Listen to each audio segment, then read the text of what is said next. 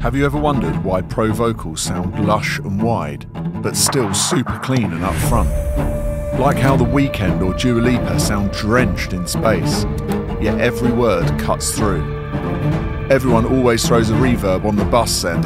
That's the usual way. But there's another technique that gives you a tighter, more expensive sound. This hidden trick makes your vocal sound glued, rich, three-dimensional without washing it out. Let me show you how. Before we jump in, if you like learning these practical mixing tips, hit the like and subscribe button below, as it really helps my channel and inspires me to give you more. And if there's a specific topic you want me to cover, then just tell me in the comments below, because I read everyone. So I've got this track here with a vocal, and the vocal has just had the reverb put on the send as you would normally do. Maybe we could get a little crazy.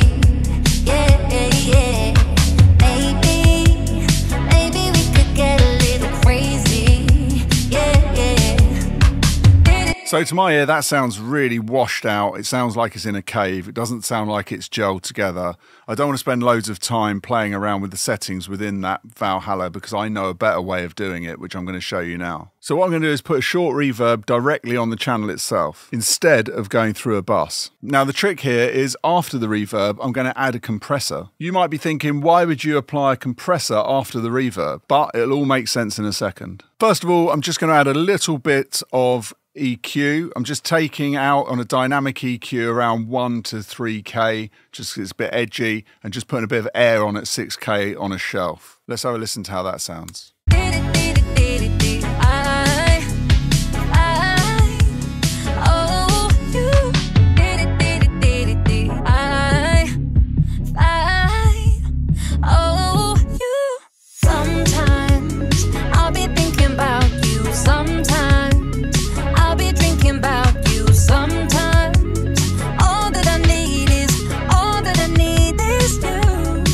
Takes away that nasally bit from the sound. So next for the reverb, I'm going to use a Valhalla Vintage Verb. You can use any reverb, but here's how you set this one up for the effect that we want. Choose a short room. I'm going for a 70s colour on this. Set the decay time to around 0.6 I've got on here. This is so it gives space without being washy over the vocal. So because we're directly on the channel of the vocal, we just want to pull the mix knob down to about 25%. Now in the EQ section, we're just going to roll the low cut up to about 350 so that we get rid of some of the mud in the low end, and tame the highs above 2K. You might think that's quite dramatic on this, but they have got really wide curves on the Valhalla Vintage Verb. This keeps it really smooth without making it sound splashy. Okay, let's have a listen to the before and after.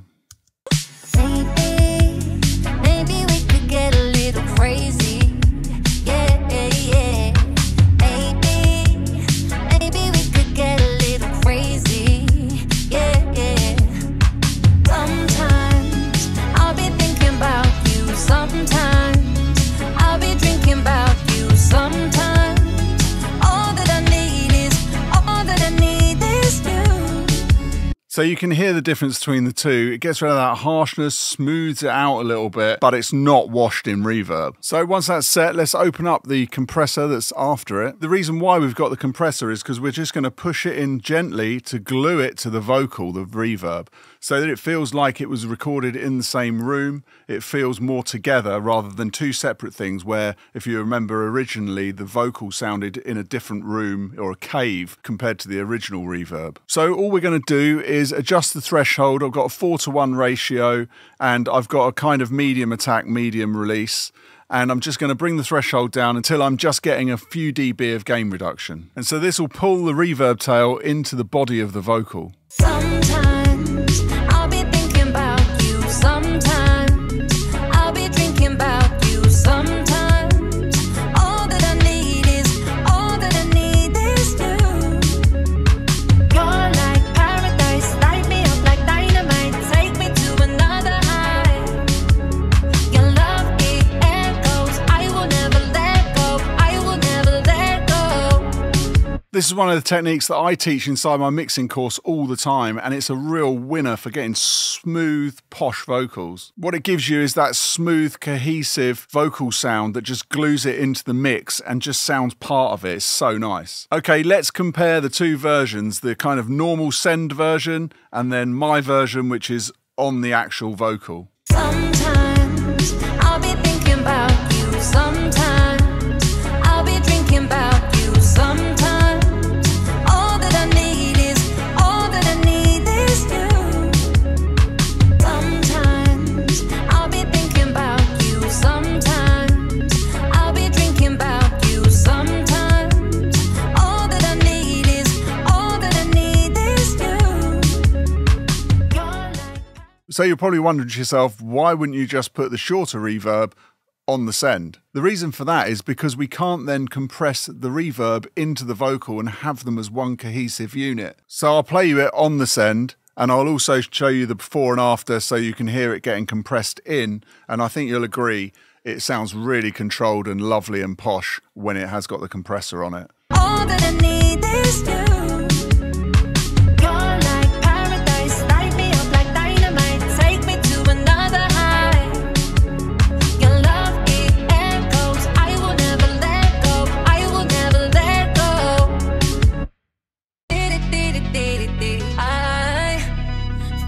So if you want to take this further, what you can do is you can add another reverb onto the send. But when you do that, you're going to run into a new problem. The vocal can start sounding too washed out and lose focus, as we heard at the start of this video. But this is where the next tip comes in. I've already recorded this one and you can watch it right after this. I'll link it at the end of the video. So if you've enjoyed this and you want to take your mixing further, there is a link below for a discount off of my 7-day mixing course. Don't forget to like this video if it's helped you out, and let me know in the comments any other videos you want me to do. Thanks for watching. See you on the next one.